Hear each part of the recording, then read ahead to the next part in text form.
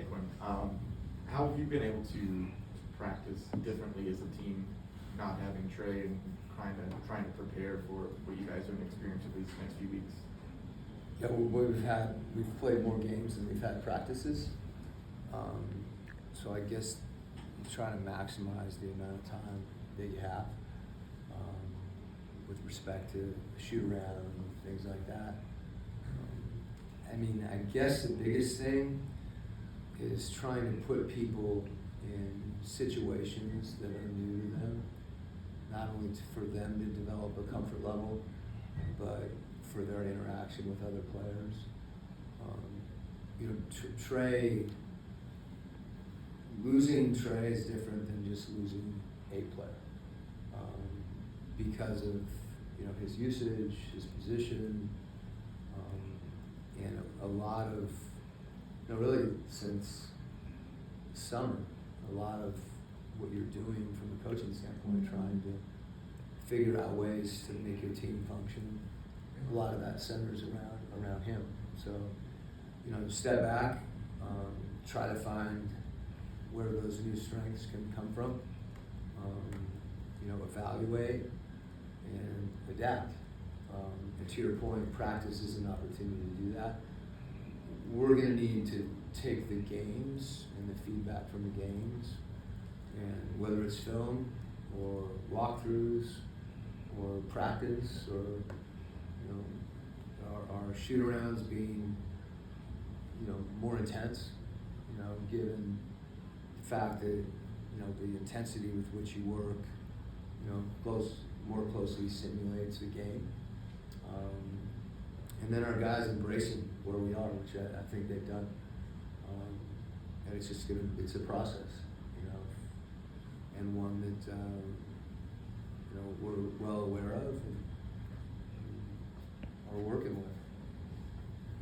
Coach, the last few games we've had a bit of a trend in the first quarter of starting off slowly, giving up double-digit leads.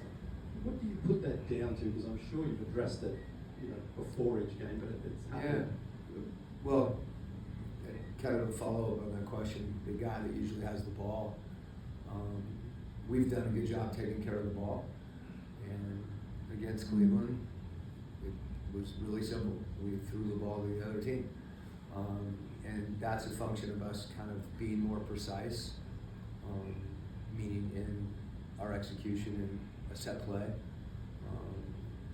being more conscious of the importance of taking care of the ball. It's hard for us to defend against a turnover.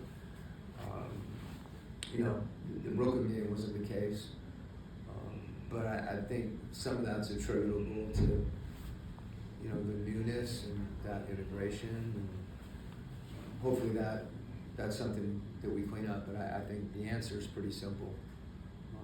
We've got to take care of the ball and get good shots so that we can defend on the other end. And we've got a new group out there that interacts differently. I know you mentioned some of this from the game on Sunday in Cleveland, but as far as transition defense is concerned, first couple games of the year, the numbers were pretty rough. And yeah.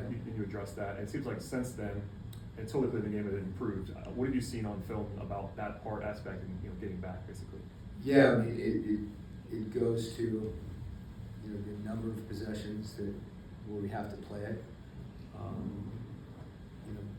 Early on, we were back, but we didn't have an awareness to stop the ball or to communicate. Guys shifting where they just saw open space.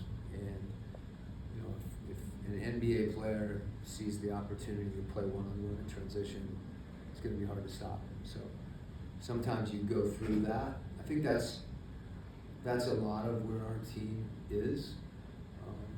A lot of enthusiasm about a team that has new players and hasn't done anything. So part of that is experiencing and getting real feedback and competition, and one of we got to run back. Well, what does that mean? We got to run back better. When you get hit in the face, and it's like, okay, now I understand. And I think that's been a constant, and we've needed that, and I think we're going through it again right now, just trying to find out, that can be a constant, that's great. We can check that box and focus on a few other things. But you're right, it's been better, and it's been a point of emphasis, and our guys have done a better job. Yeah, Quin, getting back to life without Trey here. I mean, you had that stretch 2 years ago where you didn't have him for like 23 games, I want to say, and really navigated pretty well. The roster's a little different now, but are there things you can take from that translate over, or is this like almost entirely different because of the roster? I think it's very different. You know, you had DeJounte, who was, you know, established in that role as a point and played that. You had DeAndre Hunter, you had Bogey, you had guys that, you know, they'd gotten buckets. You know, they created offense on their own. You had veteran guys for the most part in those situations, and now we have some vets, but they're new to what we're doing, and we have some young guys that are finding their way. And I think this team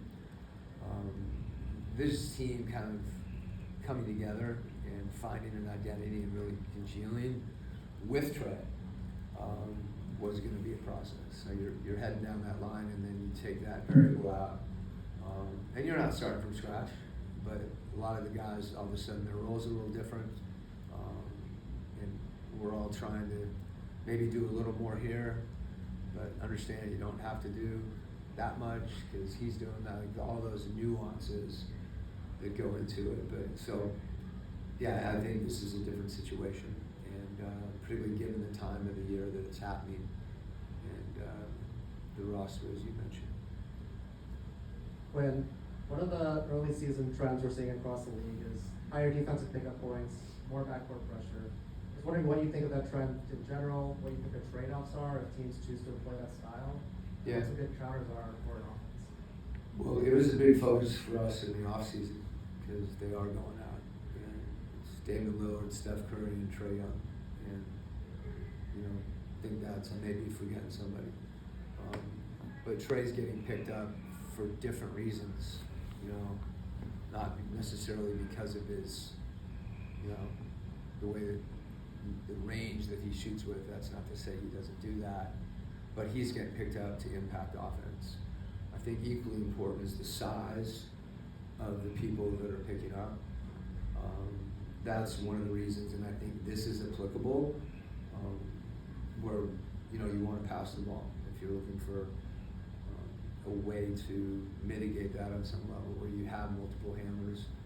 And someone like Trey, you know, he and I have talked about this a ton, and him playing without the ball, you know, and being the guy that's spacing. You know, when you run, you know, he's going to be a primary handler, but are there other things you can do in set plays in particular?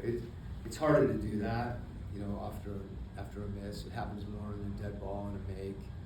So it's something that, you know, you've seen that trend going that way, and it's an obvious one to us because we've got a guy that, you know, is impacted by it in a significant way.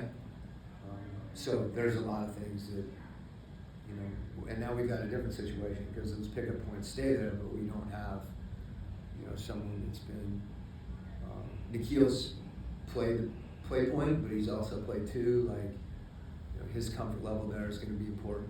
Keith Wallace, who, you know, has been great in our organization, going from an Exhibit 10 to a two-way to a roster player.